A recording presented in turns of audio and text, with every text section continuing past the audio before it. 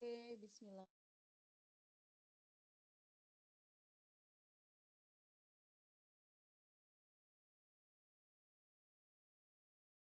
Assalamualaikum warahmatullahi Waalaikumsalam warahmatullahi wabarakatuh. wabarakatuh. Terima kasih. Senang. Ibu punten suaranya kurang terdengar, Bu. Oke, baik. Saya deketin aja ya. Ya, baik. Bismillah. Ini kedengeran? Segini kedengeran? Dengar, Bu. Oke, coba saya gedein sedikit mikro.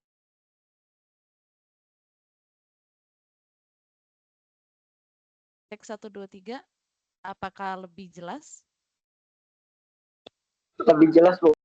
Oke, baik. Ya, terima kasih teman-teman yang masih tertutup kameranya bisa dibuka. Kita akan segera memulai perkuliahan pada pagi hari ini. Selamat datang. Hari ini Rabu 19 Maret 2025. Kita akan melanjutkan kuliah kita nih di manajemen kinerja. Gimana kabarnya? Hari ini sehat semua? Alhamdulillah. Alhamdulillah sehat. Masih puasa semua? Alhamdulillah, Bu, puasa. Alhamdulillah masih puasa ya. Insya Allah semoga lancar puasanya, semoga sehat. Gimana hari ini perasaannya? Happy, seneng, bersyukur, bahagia? Mungkin Lumayan. Syukur, Bu. lumayan. Berarti ada yang lagi dipikirin. Wajar ya, namanya hidup pasti banyak pikiran ya, teman-teman. Tapi apapun itu, semoga kita bisa memulai pagi hari ini dengan semangat dan juga positif. Nah, saya mau tahu dong apa yang sedang teman-teman rasakan pada detik ini dan saat ini. Teman-teman lihat di gadget ya, teman-teman ada react ya, atau reaction atau emoticon. Boleh dong saya minta teman-teman mengklik emoticon apapun yang mewakili perasaan teman-teman pada pagi hari ini. 1, 2, 3. Ramaikan layar saya dengan emoticon apapun. Terima kasih. Boleh minta reaction tepuk tangan.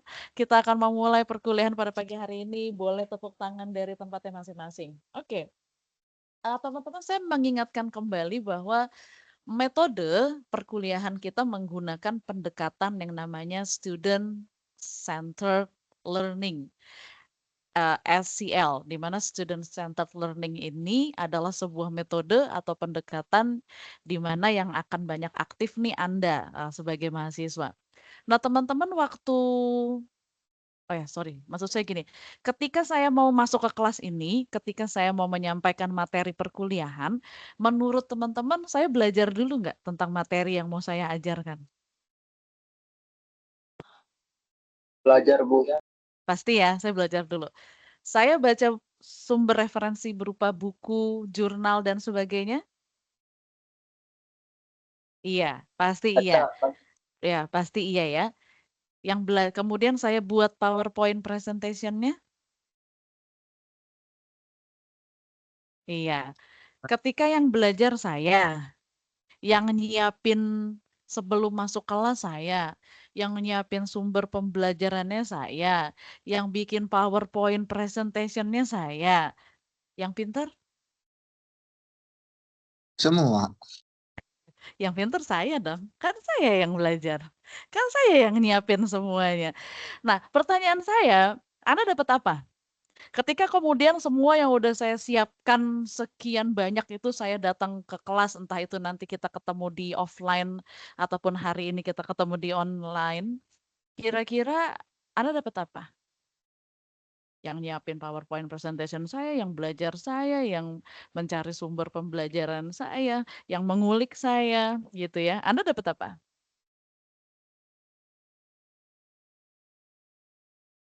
Dapat apa? Dapat enaknya, Bu. Dapat enaknya.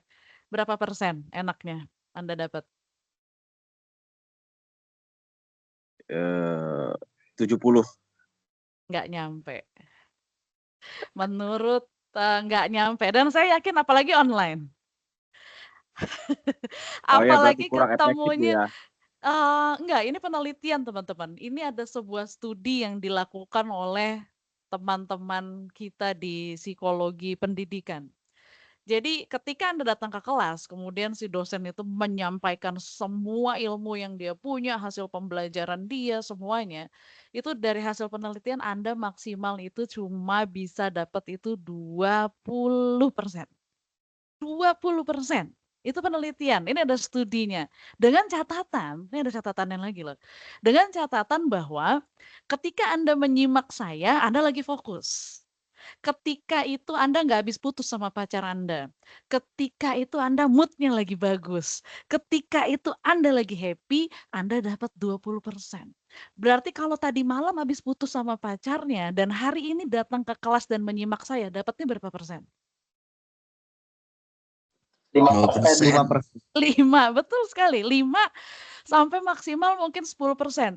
Nah, pertanyaan saya itu rugi apa rugi banget? Rugi banget, Bu. Rugi banget, bangun pagi-pagi, yang harusnya hari ini hujan, adem, hujan nggak di situ? Ini di Kota Serang nih, saya posisinya lagi di Kota Serang, teman-teman ya. Hujan. Dari semalam syahdu banget gitu cuacanya. Enaknya kalau cuaca syahdu gini kita ngapain? Tidur Tidur. selimut. Kita bobok ya. Drama. Kita ada yang dengerin ceramah, Masya Allah, dia ingin mengkaji, tapi enaknya kita lagi bobo, kita kelonan, yayang-yayangan, belum ya, masih siang, bulan puasa. Jadi maksudnya apa? Kita lagi harusnya santai, nonton film, nonton drakor. Terus Anda datang nih pagi-pagi ke sini dengerin saya ngoceh, dapatnya 5%. Nah, sekarang gimana caranya supaya Anda bisa dapat 100%? Ada beberapa cara. Dan ini juga penelitian dan ini juga ada ilmunya. Jadi teman-teman itu bisa dapat pembelajaran sampai dengan minimal teman-teman dapat 50% itu kalau teman-teman mau aktif mengikuti kegiatannya. Jadi selain teman-teman lihat saya, selain teman-teman dengarkan apa yang saya bicarakan, teman-teman usahakan mencatat. Nah, itu 50%. Tapi kalau teman-teman mau dapat 70%, teman-teman tanya dan berdiskusi. Berdiskusi itu akan membuat pengetahuan Anda naik sampai 70%. Tapi Anda bisa dapat 95% ketika apa coba? Ada yang tahu nggak? Anda bisa dapat 95% ketika ngapain? Kalau tadi kan dengar, lihat, catat cuma 50. Diskusi cuma 70. Tapi ada yang lebih efektif Anda bisa dapat sampai 95% yaitu ketika Anda, ada yang bisa nebak nggak nih? Ketika Anda Mem- mengajarkan orang lain. Nah, kenapa dosen makin dia ngajarin Anda, makin banyak ilmu yang sudah dia dapat. Nah, makanya saya mau teman-teman mengajarkan orang lain. Caranya gimana? Saya akan bagi kelas ini nanti jadi 6 kelompok. Ketua kelas sudah datang belum? Ketua kelas sudah hadir? Siap. Hadir, Bu. Nah, siap. Nah, ketua kelas bagi nanti kelas ini menjadi 6 kelompok. Di mana nanti setiap kelompok saya kasih tugas untuk mengajarkan. Kita semua di kelas di waktu yang berbeda-beda. Jadi misalkan kelompok 1 dapat materi mengenai 1 pokok bahasan. Cuman 1 pokok bahasan itu doang. Nah, kadang-kadang mahasiswa ini suka nggak sabar, betul nggak? Ketika dapat tugas, disuruh mengajarkan temannya, dia buru-buru yang pertama kali dilakukan adalah bikin PowerPoint presentation. Enggak. Saya nggak mau teman-teman begitu saya kasih pokok bahasannya, teman-teman langsung bikin PPT. Saya tidak mau teman-teman lakukan itu. Yang saya ingin teman-teman lakukan adalah teman-teman belajar secara mendalam. Ya, belajar secara mendalam. Ini saya pegang apa teman-teman? Saya pegang handphone ya. Ini handphone, kalau Anda mau belajar secara permukaan doang, itu kalau Anda mempelajari handphone secara Anda pegang terus Anda lihat, apakah Anda sudah mempelajari handphone ini secara mendalam? Belum. Oke. Belum. Kalau Anda mau mempelajari benda ini yang saya pegang secara mendalam, apa yang Anda pertama kali lakukan? Setelah Anda pegang, Anda lihat, terus Anda apain? Dibuka, Bu. Apanya yang dibuka? Oke, kita coba buka ya. Misalkan ada aplikasinya dan segala macamnya. Habis itu diapain lagi? Ditelusuri. Ditelusuri. Apanya yang ditelusuri? Apanya ya? Boleh. Ya, ayo kita diskusi pagi ini. Kita memancing penasaran kita, cara berpikir kita. anak zaman now terlalu banyak menggunakan ChatGPT, menggunakan AI, sehingga proses berpikir Anda itu jadi mandul gitu ya kalau menurut saya. Anda tuh jadi kurang greget cara berpikirnya karena gampang cari di ChatGPT selesai, kadang-kadang copy paste tempel di tugasnya. Tapi ayo kita apain ya? Ibarat anak kecil. Anda pernah punya ponakan atau punya adik atau zaman Anda kecil dulu. Pernah nggak Anda dibeliin mainan sama orang tua Anda entah mobil-mobilan atau apapun. Nah, anak kecil kalau dia penasaran sama barang itu diapain sama dia? Yang kadang-kadang suka bikin orang tuanya kesel. Diapain coba? Dipotel, Bu. Dipretelin, betul nggak? Dibeliin mobil-mobilan terus dipretelin. Kenapa anak kecil itu pretelin bannya dipretelin sama dia? Mungkin ada bagian-bagian tertentu dari mobil-mobilan itu yang dipretelin sama dia. Karena dia pengen tahu ini dalemannya apa sih, betul nggak? Ini tuh terbuat dari apa sih? Komponennya apa sih? Kadang-kadang awalnya kalau yang penasarannya kurang cuman ngeng. Dia goyangin, majuin, mundurin. Ketika dia penasaran dibongkar sama dia. Nah, anak saya waktu kecil tuh dia senang banget sama drone. Usia sekitar 5 sampai dengan 6 tahun. Nah, setiap kali kita pergi, dia itu selalu minta dibeliin drone. Akhirnya kita beliin lah dengan budget yang sesuai dengan usia dia. Tapi yang kita sebel, semua drone-nya dibongkar, dipretelin, baling-balingnya itu sama dia. Nah, tapi di situ sebenarnya justru ketika kita belajar mendalam. Sepakat ya teman-teman ya? Anda belajar sampai tingkatan yang paling dalam. Nah, saya mau Anda juga gitu, belajar secara mendalam materi Anda, baru Anda mengajarkan orang lain. Berarti, kalau Anda ngajarin yang salah di kelas, Anda akan menyesatkan satu kelas. Iya dong? Karena kan kelompok yang lain nggak belajar materi itu dari Anda. Jadi kalau Anda harus bertanggung jawab. Terus tugas saya ngapain? Tugas saya duduk, mengamati, melihat, dan kalau ada yang harus diluruskan, saya luruskan, gitu ya. Nanti kita lakukan presentasi kelompok 1 sesudah Lebaran. Tapi sebelum itu saya minta betul-betul belajar secara mendalam, oke? Baik. Nah, kita langsung aja yuk. Nah, saya hari ini akan menyampaikan cepet aja, kuliah online itu jangan lama-lama, karena mata kita juga sangat terbatas untuk bisa memahami apa yang kita lihat. Baik, teman-teman, saya minta Anda fokus. Saya minta Anda fokus dan saya share ya PPT-nya. Teman-teman, saya akan mengingatkan lagi ke teman-teman semua mengenai konsep dasar. Nah, saya sudah menyampaikan pengantar mengenai manajemen kinerja di pertemuan pertama kita. Dan teman-teman mungkin masih ingat mengenai definisinya dan segala macamnya. Nah, hari ini saya akan masuk lebih dalam. Jadi kalau konsep dasar tentunya di situ ada pengertian, ada filosofi, ada prinsip-prinsip tujuan, dan teori-teorinya. Nah, teman-teman, ini ada beberapa pengertian kinerja itu sendiri. Mungkin teman-teman berpikir kan kinerja itu kan kata benda atau kata sifat sih, gitu. Atau justru kata kerja.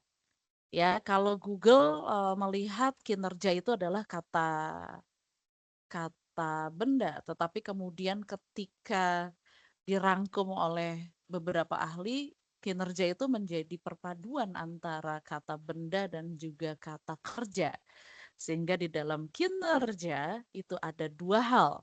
Yang pertama adalah prosesnya, lalu yang kedua itu adalah hasilnya. Jadi kinerja adalah proses dan hasil. Ya, itu teman-teman pegang kata kuncinya. Terus teman-teman nanti bisa baca sendiri, saya sudah sharing PPT untuk pertemuan kedua di Adlink ya. Jadi pertama, satu, kinerja itu harus bisa diukur. Diukurnya pakai apa? Pakai angka. Kenapa kinerja harus diukur pakai angka? Ada yang punya pendapat nggak? Kenapa nggak cukup bagus, kurang baik, baik sekali? Kenapa harus ada angkanya? Kerja kamu bagus, itu jelas nggak? Belum. Belum jelas. Supaya lebih jelas gimana cara ngukurnya? Ada yang punya pendapat? Boleh, silakan. Saya lebih senang kelas ini aktif, kita berbagi, kita berdiskusi. Ada yang mau kasih pendapat? Gimana caranya supaya lebih jelas? Contoh ya, misalnya gini. Misal, ya boleh. Siapa yang mau bicara? Mangga. Mau nggak? Silakan. Ayo. Silakan yang mau berbicara, saya beri kesempatan, boleh raise hand dulu. Terus silakan disampaikan pendapatnya. Tadi saya mendengar suara mikrofon terbuka, boleh silakan dilanjutkan. Oke, contoh gini, Anda, misalkan saya bos Anda, misalnya. Terus saya kasih 10 pekerjaan kepada Anda yang harus Anda selesaikan dalam waktu 2 minggu.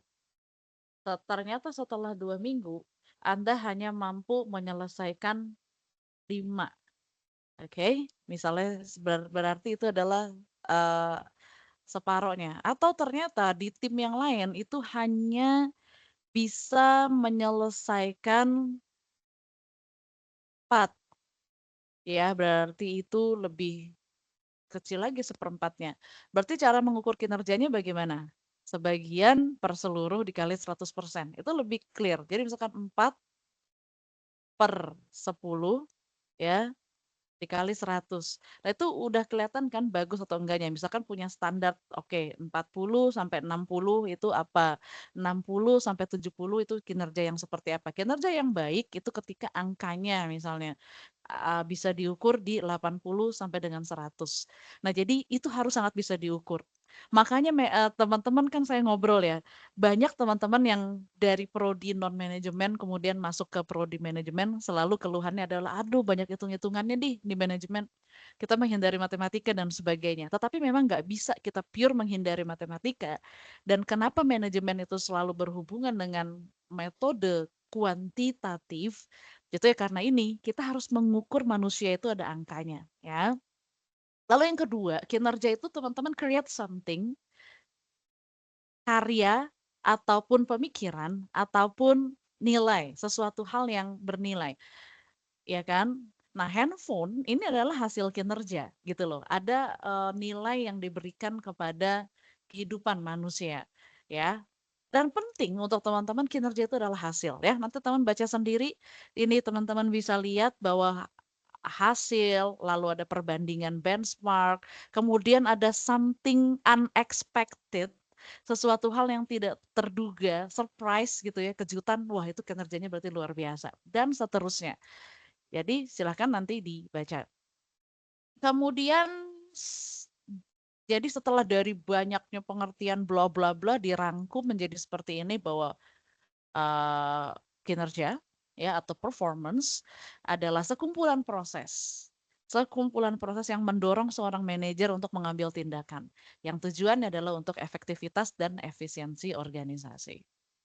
Oke, dari itu masuk ke pengertian manajemen. Manajemen bla bla bla, pokoknya intinya manajemen kinerja itu meningkatkan efektivitas dan efisiensi organisasi yang tujuannya membuat semua orang melakukan pekerjaannya dengan baik sesuai dengan visi, misi, dan budaya perusahaan. Dah, intinya itu aja. Oke, ada pertanyaan sampai di sini? Kalau nggak saya lanjut ya. Nah, ini adalah satu contoh dari klien saya. Kebetulan PLN adalah salah satu perusahaan yang pernah menjadi klien dari Sukses Mulia Insani. Sukses Mulia Insani adalah perusahaan manajemen consulting di bidang manajemen SDM yang saya dirikan dan saya pimpin. Itu saya dirikan di tahun 2013. Nah, ini adalah salah satu contoh implementasinya, teman-teman. Teman-teman sepakat nggak sih bahwa SDM itu adalah sebuah modal yang sangat besar di perusahaan? Sepakat nggak dengan itu? Sepakat Ya, ya. Pentingan mana? Uang apa SDM?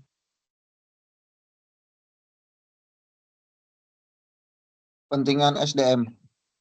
Kenapa?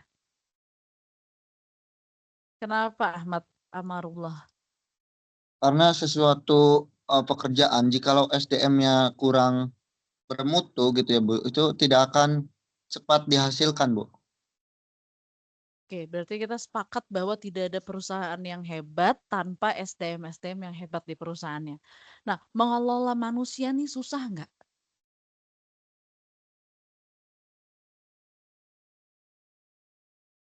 Mengelola Susah, manusia Bu. tuh susah. Susah ya. Kalau Anda kesal sama komputer Anda tinggal shutdown gitu. Udah mati komputernya. Kalau manusia Anda kesel sama manusia, Anda kesel sama tim kerja Anda, bisa di-shutdown nggak?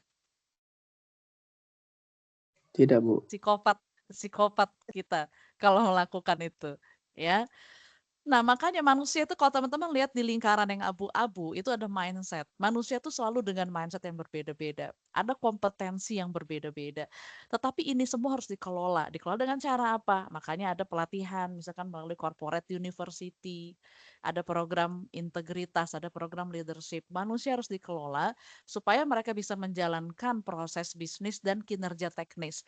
Jadi intinya ada 3, mindset, kompetensi, leadership, yaitu orangnya, proses bisnis, dan kinerja teknis, itulah yang akan menghasilkan kinerja yang efisien, handal, dan berkualitas. Nah, ini harus dikelola dengan cara apa? LEP itu program leadership, ada corporate university, ada program membangun budaya perusahaan melalui bersih, no swap gitu ya.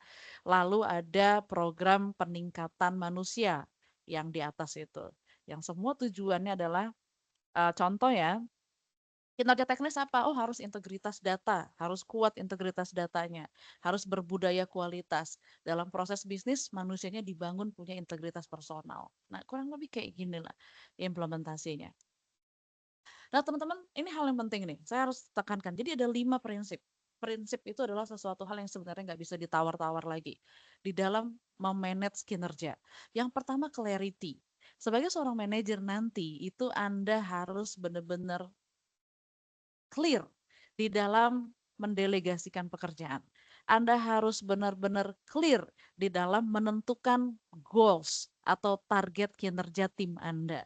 Anda harus benar-benar clear ketika mengkomunikasikan visi misi perusahaan, menyampaikan pikiran dan perasaan Anda. Masalah itu justru timbul dari komunikasi yang nggak clear. Jadi Anda harus say what you mean ya secara clear, clarity itu yang pertama, kejelasan. Yang kedua adalah challenge. Setiap goals itu harus menantang. Anda lebih senang mana? Dikasih goals yang flat-flat aja atau goals yang menantang?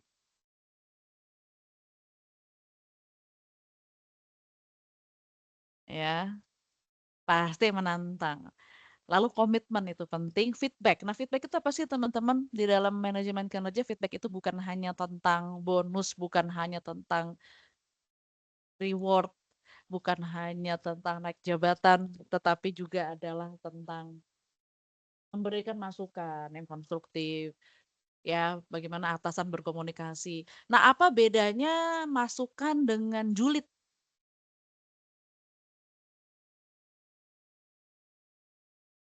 Apa bedanya? Ada yang mau kasih pendapat boleh? Apa sih dalam tim kerja tuh apa yang membedakan itu adalah masukan atau sebuah feedback yang positif yang membangun dengan julid atau nyinyir? Bedanya apa? Mungkin Bu kalau julid lebih ke personal orangnya, Bu. Oke, Sedangkan Zafar, julid lebih ke personal. Oke, lalu? sedangkan itu tentang membangun suatu memberikan saran yang baik gitu, Bu. Oke, terima kasih Zafar. Memberikan saran yang baik tuh gimana menurut kamu? Apa yang harus dilakukan seseorang agar sarannya menjadi saran yang baik? Mungkin untuk memberi apresiasi gitu, Bu. Memuji ketika memang dia Ya, pekerjaannya bagus, terus apa lagi? Kalau dianya dablek gitu, kalau dianya males-malesan, kalau kinerjanya nggak bagus, gimana cara negornya? Gimana cara atasan negornya? Anda sepakat nggak kalau nggak bagus harus ditegur, harus diingatkan? Harus ya, karena kalau nggak bahaya. Dipuji terus, tapi lupa ditegur ketika dia melakukan kesalahan juga bahaya. Tapi problemnya cara negornya gimana?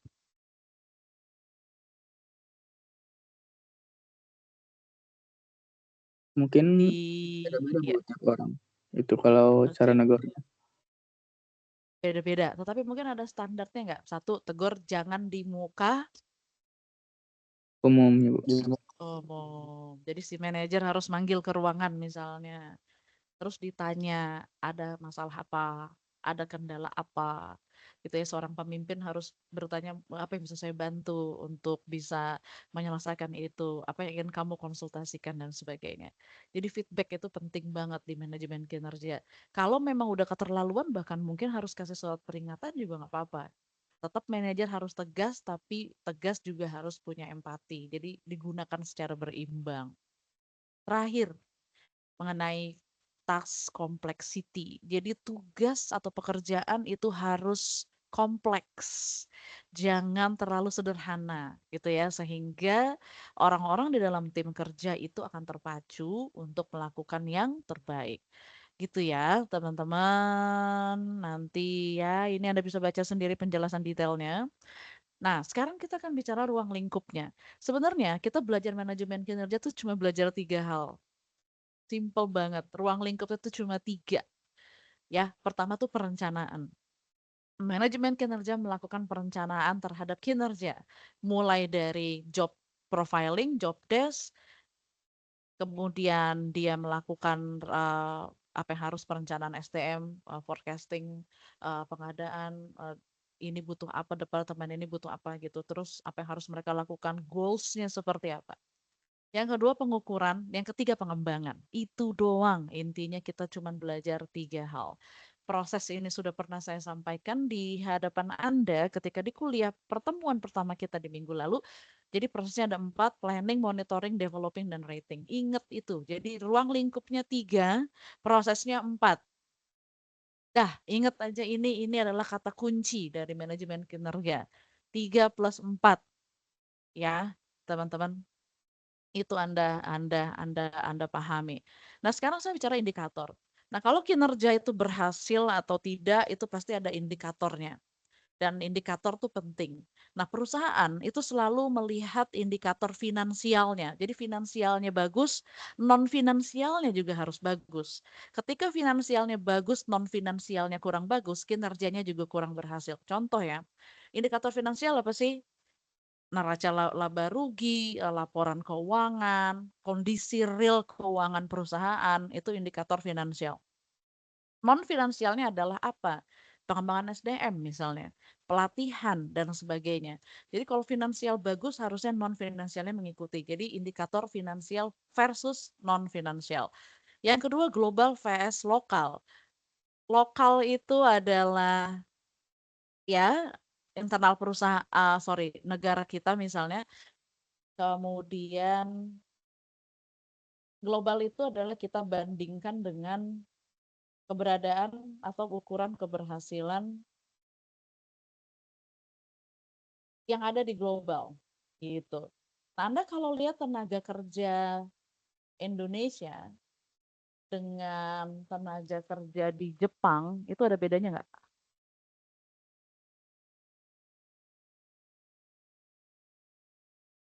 Anda makanya selalu dengar ya, wah kalau di perusahaan Jepang tuh bekerja tuh gini, gini, gini. Apa yang membuat orang Jepang berbeda dengan orang Indonesia dari etos kerja? Ada yang punya pendapat nggak? Dari segi waktu, Bu. Oke, apa dari segi waktu misalnya gimana Tony? Maksudnya itu jarang di Jepang kan telat dikit langsung pecat-pecat aja kan Mas dirinya Mas.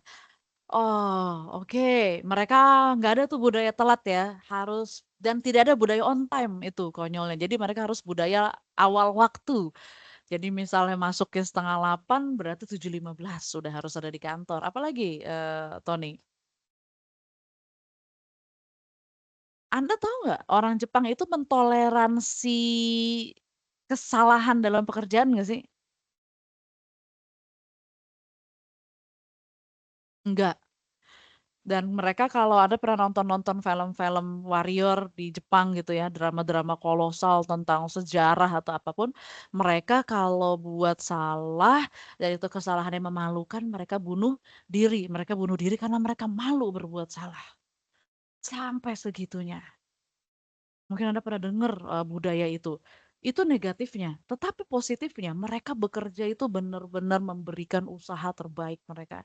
Mereka tuh zero defects, minim kesalahan. Nah, kalau di Indonesia ya harap maklum namanya juga manusia biasa.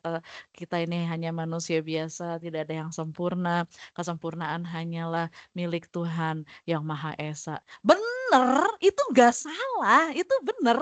Cuman kalau kita selalu berlindung di balik hal-hal seperti itu, kita kapan mau majunya? Anda kapan mau berubahnya? Gitu loh.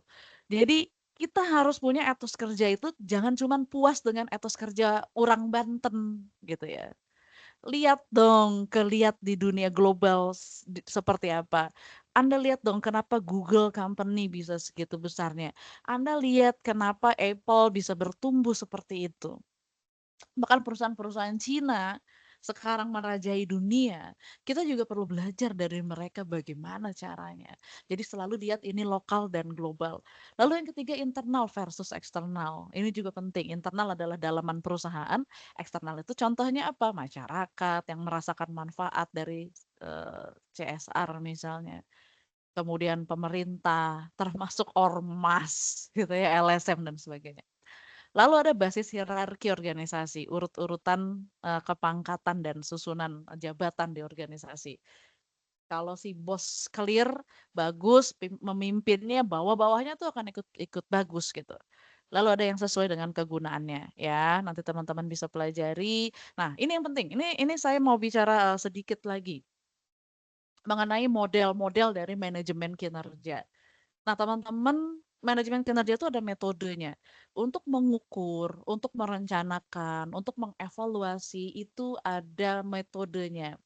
Jadi nggak sembarangan asal-asalan.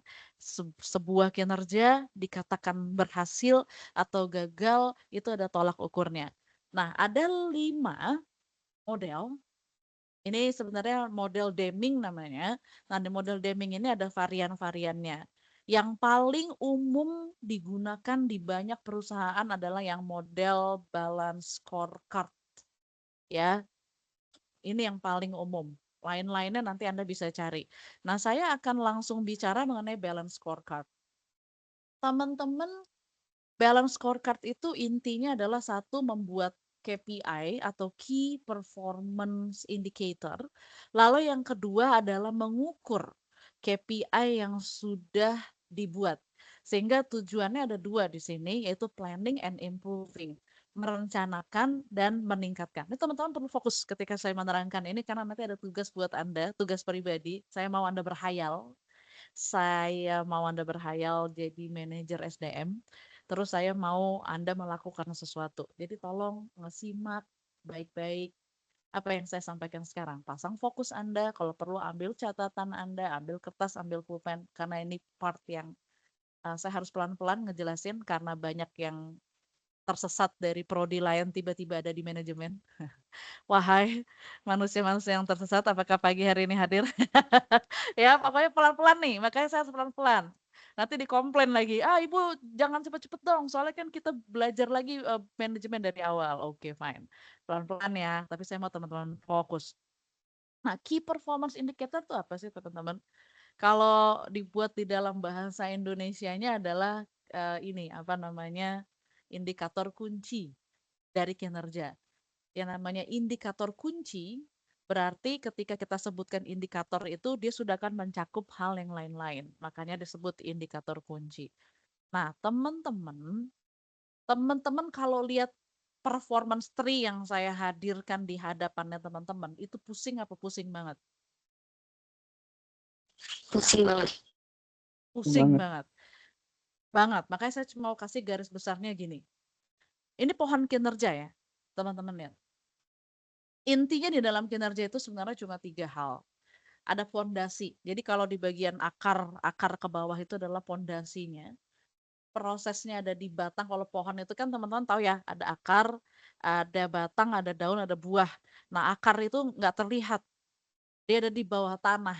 Tapi kalau akarnya goyah, pohonnya akan tumbang. Kalau akarnya busuk, buahnya nggak akan tumbuh. Jadi akar ini sangat penting. Itu yang disebut dengan fondasi. Ibarat orang mau bikin rumah. Nah, apa aja sih pondasi? Nah, di sini teman-teman akan bisa lihat bahwa salah satunya misalkan partnership, customer, supplier itu pondasi. Tapi yang paling penting adalah pondasi yang kuat itu adalah visi misi, tujuan perusahaan, daya perusahaan, itu visi misi, ya. Jadi kemudian ada proses dan ada hasilnya. Jadi seperti itu.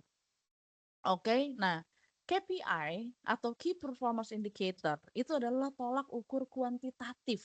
Kuantitatif untuk mengukur tingkat pencapaian kinerja terhadap target yang telah ditetapkan. Fungsinya ada 3, supaya kerjanya tetap berada di jalan yang benar atau bahasa kerennya align, lalu melakukan health check sebagai indikator apakah perusahaannya sehat atau tidak. Lalu yang ketiga melakukan adjustment atau membuat penyesuaian apakah kita perlu ganti KPI-nya, apakah perlu ditingkatkan, atau justru malah perlu dibuat lebih santai dan sebagainya. Ya, jadi KPI ada 2, finansial, non finansial. Teman-teman kalau pernah dengar istilah lag indicator itu adalah KPI finansial. KPI finansial itu pasti urusannya duit, ujung-ujungnya duit. Kita akan bicara gross profit, gross profit margin, net profit margin, current ratio. Nah, ini manajemen keuangan. Teman-teman sudah belajar belum tentang ini? Tapi bukan ini intinya. Saya cuma mau Anda mengerti bahwa ada lag indicator dan ada lead indicator. Lag indicator adalah duit dan laporan keuangan.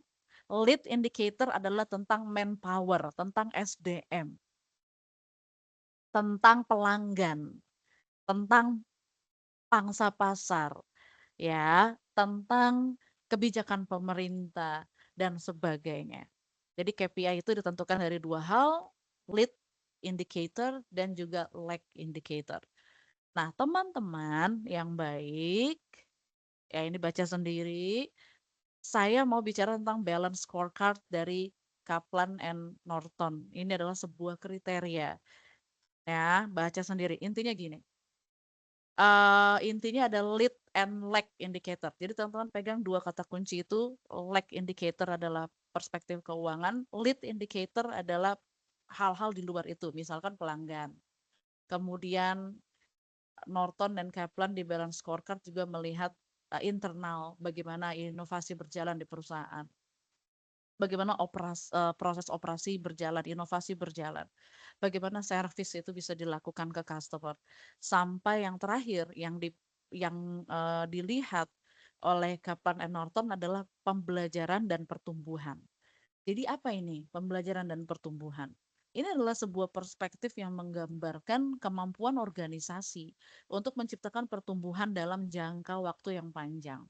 Bukan hanya soal uang, bukan hanya investasi, bukan hanya infrastruktur, tapi yang paling penting di sini adalah sumber daya manusia, sistem kerja, dan juga prosedurnya.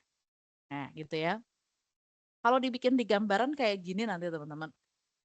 Jadi teman-teman bisa tuh belajar nanti ini namanya balance scorecard ya, teman-teman.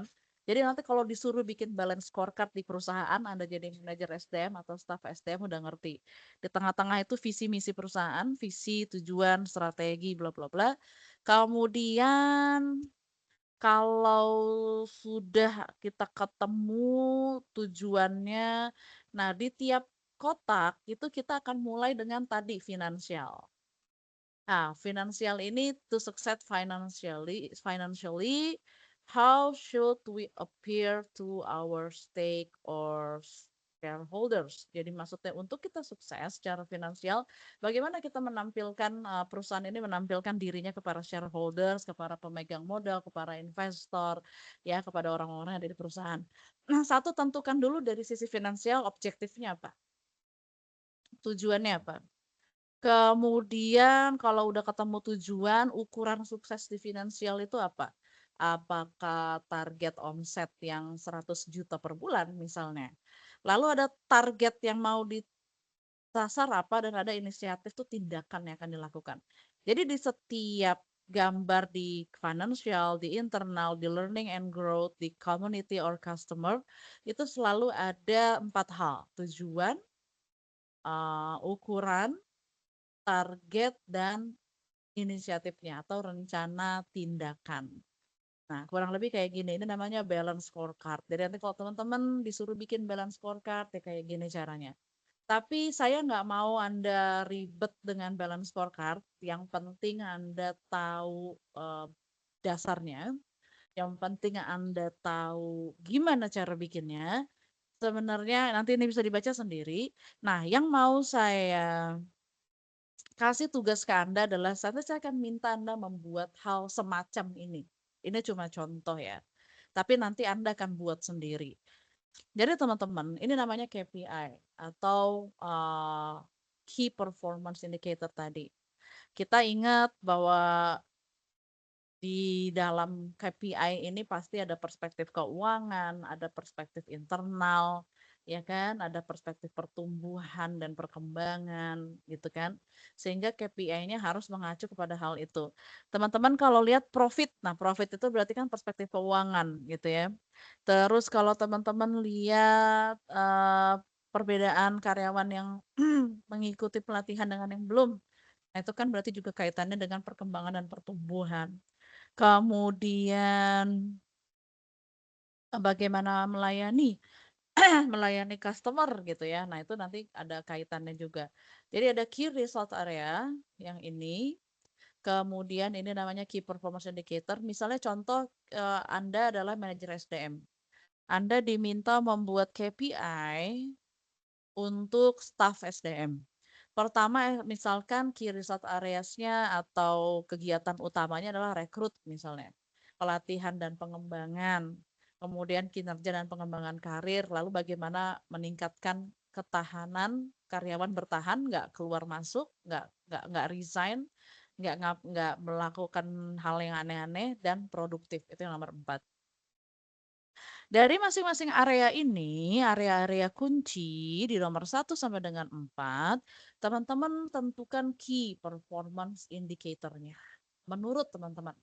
Ini kan cuma contoh, nanti teman-teman bikin sendiri menurut versinya teman-teman. Dan setiap KPI ini punya bobot. Bobot dari mana? Ya teman-teman tentukan proporsional lah, sesuai dengan analisis beban kerjanya. Contoh, rekrutmen. KPI-nya apa? Dia harus memenuhi kebutuhan kinerja di semua departemen. Itu KPI 1 dari area rekrut. KPI 2 dari area rekrut misalnya memberikan orientasi dan mentoring bagi karyawan baru. Dikasihlah bobotnya 15 misalnya. Yang bawah dikasih bobotnya 15.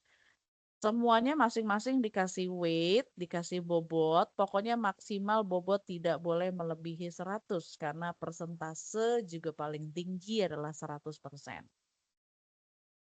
Masing-masing KPI ditentukanlah targetnya. Contoh, memenuhi kebutuhan kerja di semua departemen targetnya 60. 60 apa? 60 hari kerja. Satuannya adalah hari kerja.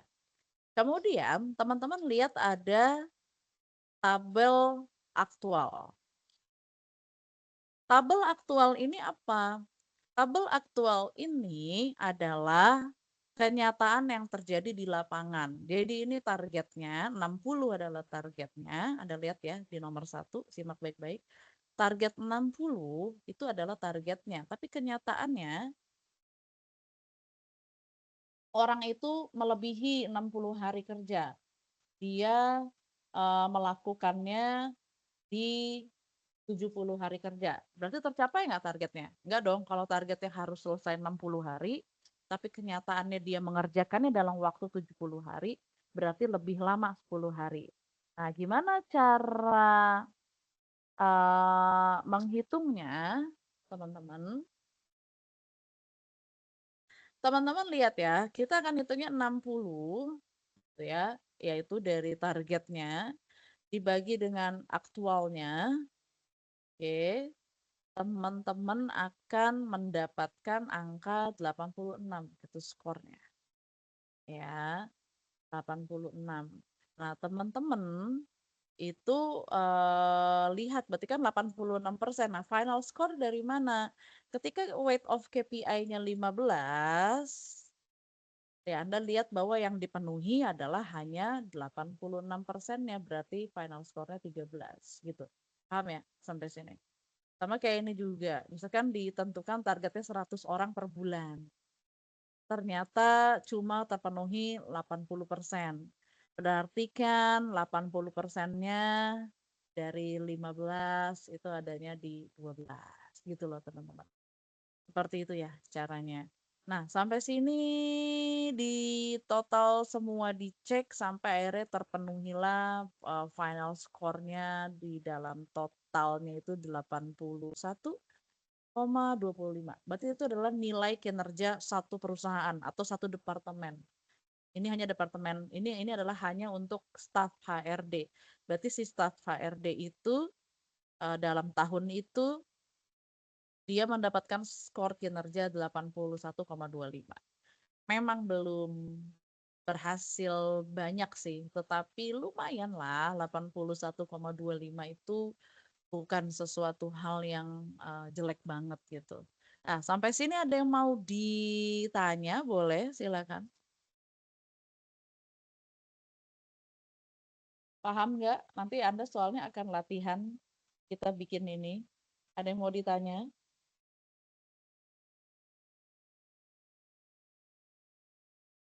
Ada yang mau ditanya nggak? Oke, saya lanjut sedikit ya.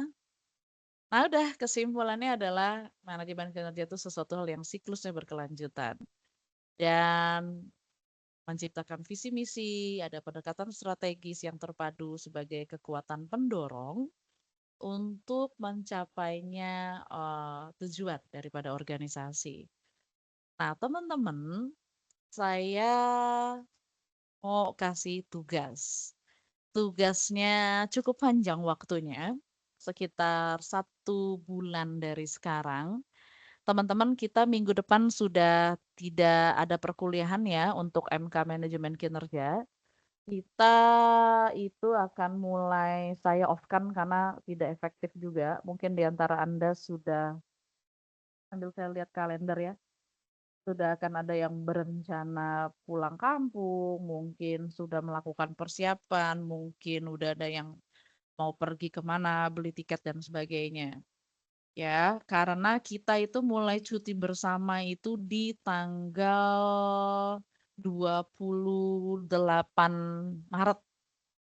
Jadi itu sudah cuti bersama, 28 Maret itu adalah cuti bersama Hari Raya Nyepi, karena Idul Fitri tahun ini itu dekat banget dengan Hari Raya Nyepi. 28, 29 Nyepi, kemudian tanggal 30 itu cuti bersama Idul Fitri. 31 itu hari rayanya, kemudian dari hari pertama 31, hari keduanya tanggal 1, plus cuti bersamanya itu tanggal 2, 3, 4 gitu ya. Kemudian itu 2, 3, 4. Kemudian tanggal 5-nya itu hari Sabtu. Teman-teman, jadi kita kenanya di Minggu, Senin, Selasa, Rabu, Kamis, Jumat, Sabtu, ya benar. Itu adalah weekend, Sabtu, Minggu, ya. Dan kita baru akan ketemu lagi di kelas itu, berarti kita baru mulai lagi perkuliahannya adalah di tanggal, ya kan, oke, Jumat, Sabtu, di tanggal 9. Nah, kita baru mulai lagi tanggal 9 dan saya tidak yakin kelompok sudah siap untuk presentasi di kelompok 1 ya, terutama di tanggal 9. Jadi kelompok presentasi akan mulai kita lakukan itu di tanggal 16 April untuk kelompok 1 gitu ya. Oke. Nah, ini ada tugas pribadi yang harus Anda kerjakan. Jadi di tugas pribadi jadi ada dua tugas. Yang pertama adalah tugas pribadi, yang kedua adalah tugas kelompok. Nah, tugas pribadinya adalah saya meminta Anda membayangkan diri sebagai seorang manajer HRD di sebuah perusahaan. Intinya, Anda diminta untuk membuat key performance indicator bagi staf HRD di perusahaan Anda. Nah, jadi pertama tuh teman-teman sebelum jadi KPI, saya sih menyarankan Anda tuh bikin dulu, di breakdown dulu gitu. Oke, staf HRD tuh tugasnya ngapain aja sih? Kerjaannya tuh ngapain aja sih? Dia tuh bertanggung jawab ngurusin apa bikin list dulu gitu, di breakdown. Oke, 1, 2, oh kerjaannya ini, tanggung jawabnya ini, kayak job description dia lah. Bikin sendiri menurut versi Anda. Terus kalau nomor satunya udah selesai, Anda bikin nomor 2. Anda tentukan targetnya. Misalkan dia harus melakukan rekrutmen itu dalam ini berapa banyak, melakukan pelatihan dan pengembangan berapa banyak,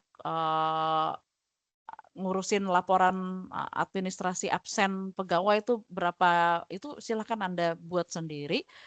Kalau targetnya udah dibikin, Anda bikin indikator kuncinya.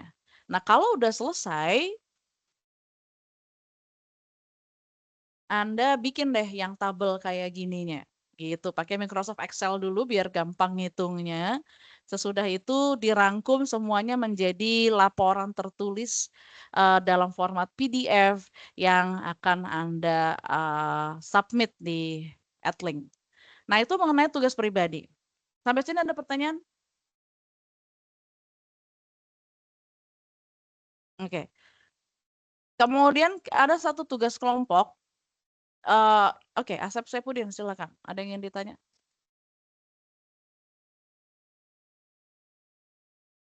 Ya, silakan Asep mau tanya.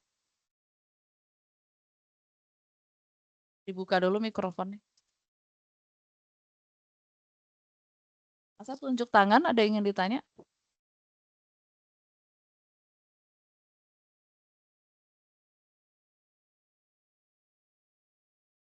Sambil menunggu. Jadi teman-teman,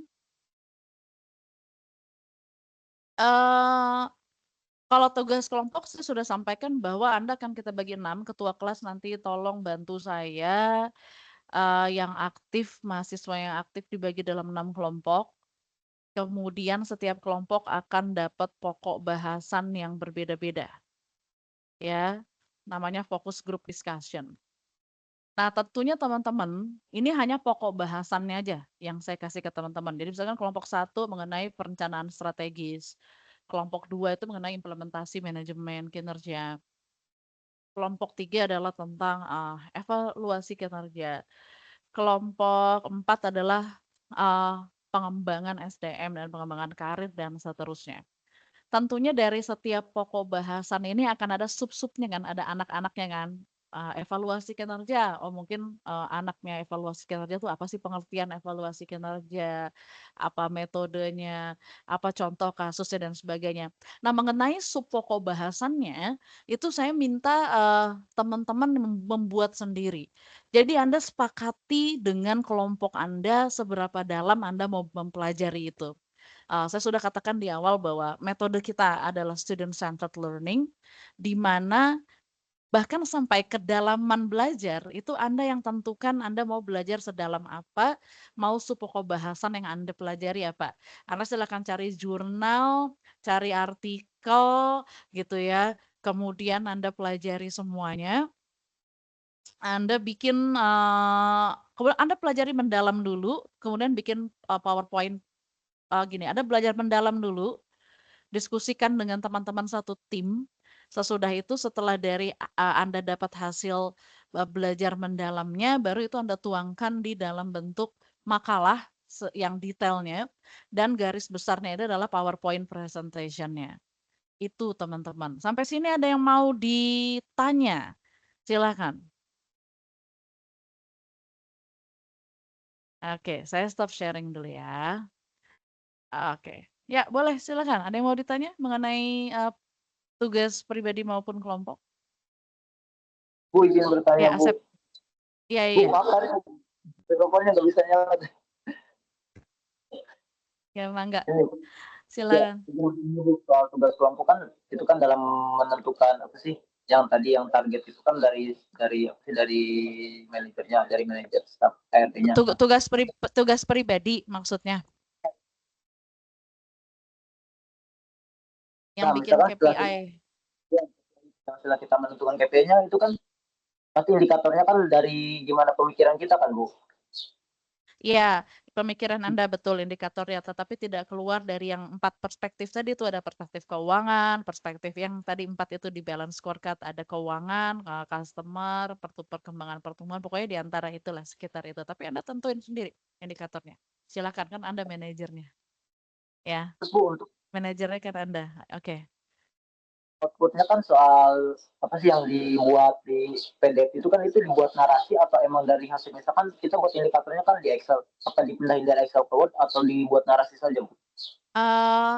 Tabelnya sertakan, tapi kan narasi di awalnya kan Anda harus breakdown dulu, oke staf HRD itu apa aja sih pekerjaannya, jadi prosesnya itu yang saya mau lihat. Oh, Anda berpikir bahwa staf HRD itu tugasnya ini. Kemudian target yang Anda berikan itu Anda narasikan dulu, kemudian cantumkan tabel perhitungannya, baru kesimpulannya apa, gitu. Jadi Anda Oke, gitu. merancang pekerjaan, jadi Anda melakukan 2 aktivitas sebenarnya di tugas pribadi itu. Yang satu merancang. Anda merancang kan, nih staf HRD tuh harus ngapain, kerjaannya gitu kan. Ada yang tentukan kan, kamu tuh kerjanya ini, kamu tuh harus melakukan ini. Perusahaan tuh mentarget kamu untuk bisa melakukan ini, itu kan Anda berarti merancang. Nah ceritanya setelah Anda rancang, dia kerja tuh sesuai dengan apa yang sudah Anda tentukan. Nah setelah dia berjalan, itu kan Anda nilai melalui key performance indicator tadi gitu loh. Jadi Anda mulai dari merancang dan menilai pekerjaannya. Seperti itu. Terima kasih. Asep, masih ada pertanyaan lagi, Asep? Cukup, Bu. Terima kasih, Bu. Baik, terima kasih. Ada lagi yang masih ingin bertanya? Saya persilakan. Tentang materi, tentang tugas.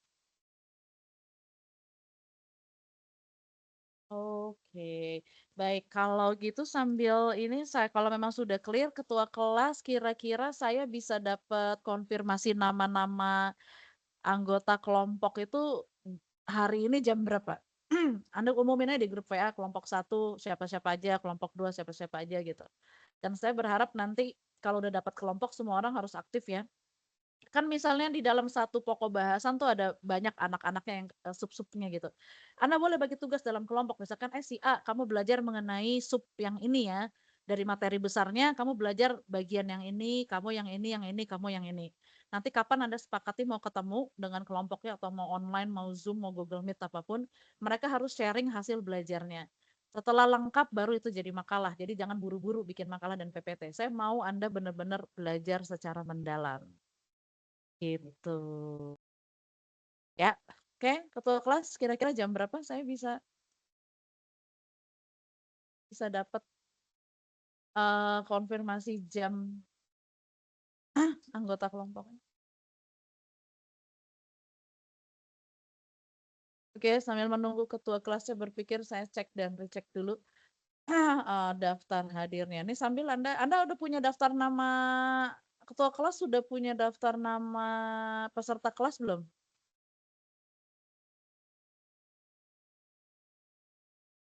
Ketua kelas PJ-nya kelas ini.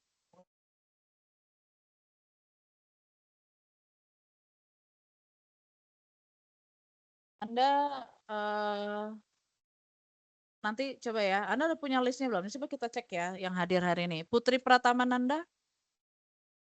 Hadir, Bu. Oke, kemudian Muharawati? Hadir, Ibu. Saiful Mukminin? Hadir, Bu. Sarcinah? Hadir, Ibu. M. Zafar? Ya. Umi Taslima? Umi Taslima? Nggak ada. Repliana? Hadir, Bu. Ahmad Amarullah? Hadir, Bu, hadir. Lani Ayuni? Kami hadir, Bu. Oke, Taskiato Umami. Amelia Putri. Mutiara. Mutiara hadir, Bu. Orik As-Sodikin.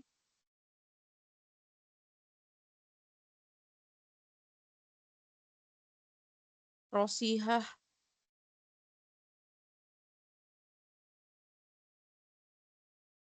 Sabihis. Amelia.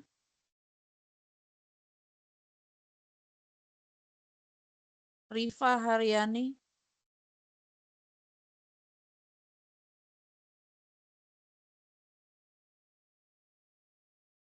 Fitriatu Zahroh. Fitri hadir, Bu. Nita. Siti Rohmah.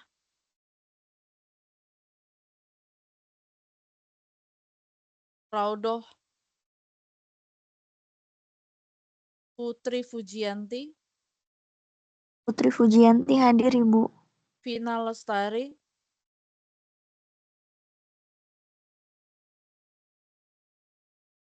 Ketut Putra Aryanadi. Ali Alawi.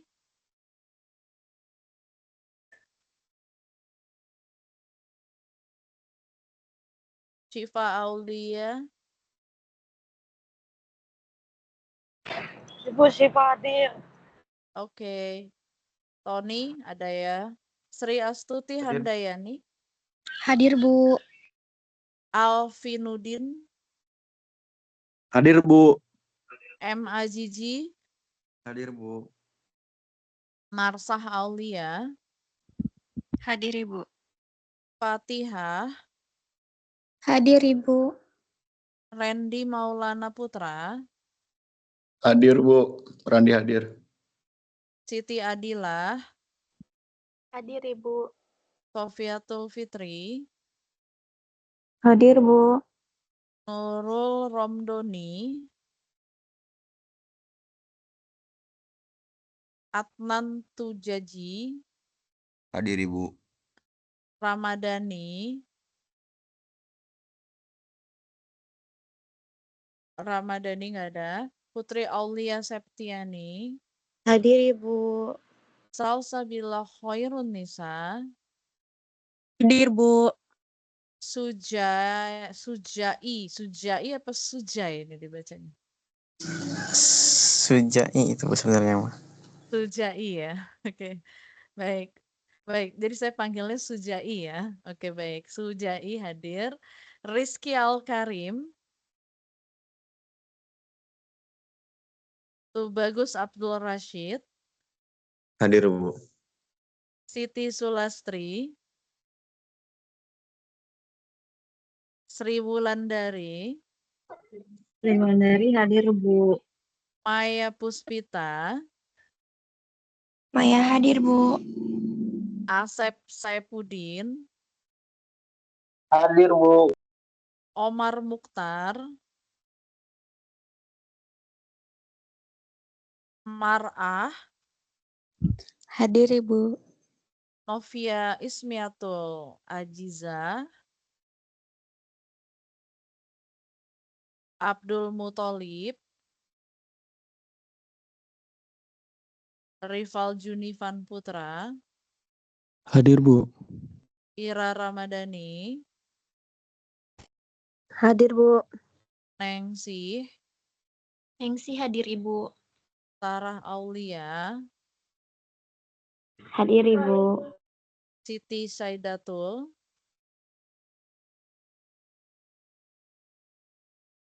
Muhammad Rizky Muharam. Rosita. Kita hadir, Bu. Ahmad Nizar. Hadir. Siti Najmah. Indah Yunita.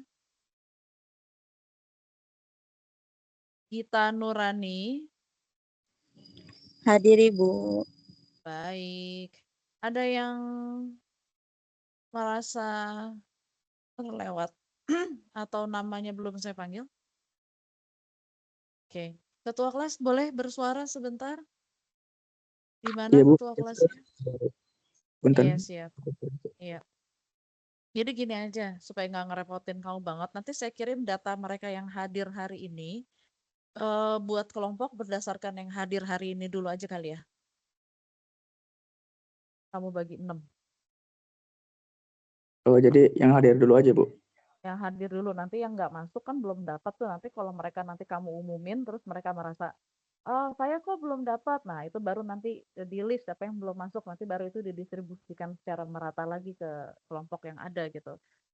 Karena kan kadang-kadang, saya nggak tahu, saya menemui beberapa kali tuh kasus di Siak Ed itu nama-namanya ada, tapi orangnya tuh ini apa ada di dunia lain. Nggak pernah datang, nggak pernah masuk, nggak aktif kuliah gitu loh. Menurut Anda sebagai PJ, eh, nama-nama ini real nggak sih? Ini soalnya kalau di total saya tuh hanya ada 62 ya. 62 mahasiswa loh, tapi yang hadir, lihat, yang hadir dari total 62 yang harusnya namanya terpampang, yang namanya terpampang di sini, itu yang hadir cuma 37. 25-nya alfa. Kita gimana menurut ketua kelas? Ada masukan lain? Kita buat yang dari yang hadir dulu aja, nanti saya kirim datanya di grup. Ini Bu, mohon maaf Bu, itu atas Kita nama Ya, ini Bu, untuk atas nama Rizky Al-Karim sama Siti Sulasto itu sebenarnya dari semester 2 itu nggak ada gitu, nggak pernah hadir Bu. iya makanya kan, tapi kan namanya masih ada di sini kan. Itu yang agak mengganggu. Jadi kita buat berdasarkan yang hadir aja ya. Nanti kalau mereka yang belum dapat kelompok suruh mengkonfirmasi dirinya di grup aja. Oke, yang belum dapat kelompok di list dulu siapa, nanti baru didistribusikan lagi gitu aja kali ya. Iya, Bu.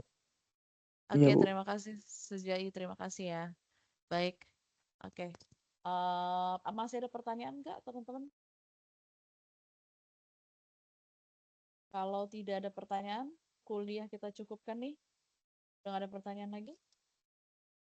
Oke, kalau memang sudah tidak ada pertanyaan lagi, pesan saya dikerjakan dengan baik tugas-tugasnya, ya.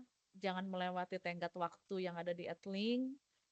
Saya udah kasih waktu cukup panjang untuk tugasnya presentasi kelompok 1. Kita mulai tanggal 16 April ya. Jadi silahkan nanti yang dapat kelompok 1 dipersiapkan. Terus tugas pribadi saya kasih waktunya tuh hampir 1 bulan. Jadi teman-teman persiapkan dengan baik. Kalau Anda terlambat mengumpulkan, otomatis folder tugasnya akan terkunci. Jadi Anda nggak bisa lagi ngumpulin. Dan saya tidak menerima pengumpulan baik itu di WA ataupun di email. Saya hanya menerima pengumpulan itu di Adlink. Oke, jadi pastikan tidak terlambat. Oke teman-teman, terima kasih untuk sesi kebersamaan kita pada pagi hari ini.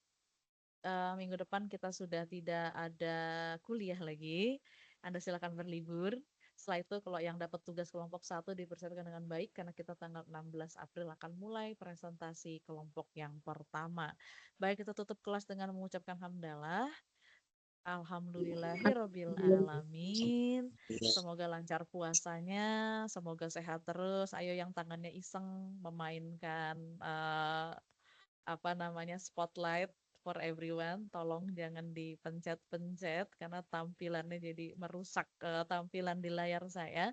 Boleh dong teman-teman untuk menutup kelas pada siang hari ini saya minta sekali lagi kerendahan hati dan partisipasinya untuk kasih tombol tepuk tangan atau applause ataupun love atau senyum dan apapun yang mewakili perasaan Anda pada pagi hari ini. Terima kasih untuk sesi kebersamaan kita. Saya dosen Anda, Primi Putri Suryatmaja pamit undur diri.